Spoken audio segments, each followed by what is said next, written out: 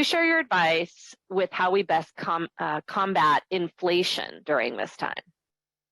Yeah, gosh. Jamie lives in California with me, by the way. Okay.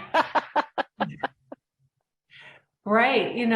There's so many people that haven't had the rising costs that we've had in this past year and a half. I mean, those of us, myself, like I remember when I was a teenager, rates were this high and even higher. So, but most recently, it's been unusually low. So one thing you need to realize is the reason why we're having inflation is because the government pumped so much cash into the system during the pandemic, and they did that to shore it up. But it's like adding gasoline to a fire. So if you have so much money chasing limited goods, the natural economics 101 is inflation goes up.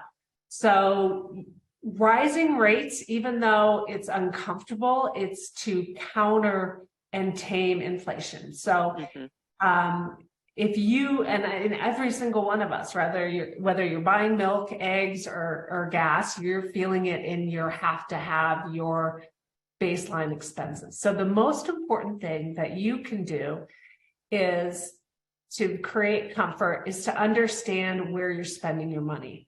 And I would encourage you, and I'd be happy to, if you email me, I'd be happy to give you some worksheets to work on your cash flow, but understanding your have to haves and your want to have expenses, because there's always choices every single one of us makes in our daily lives that have an accumulation effect.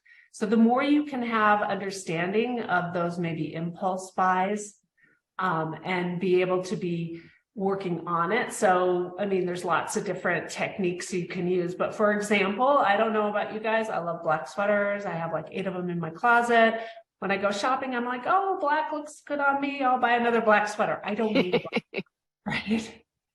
So if I can have a game plan and a strategy when I go out, that will help curb that impulse to buy another black sweater when I don't need a black sweater. And part of that may be making a list. Part of it may be saying, okay, I can do anything. I'm just going to limit it to $50 or whatever. Or it may be leaving the credit cards home or having a game plan to wait. Because so many times when we shop, we get a boost of dopamine. I mean, shopping is a real thing. And it's a feel-good chemical. And we get that feel-good chemical if you just wait and 24 hours and then wait to buy it. It'd be interesting to see what choices you make. So the more you can curb impulse shopping during this inflationary time is going to be critical, because there'll be a lot of things that are those things you can delay. There's going to be better buys later on this year.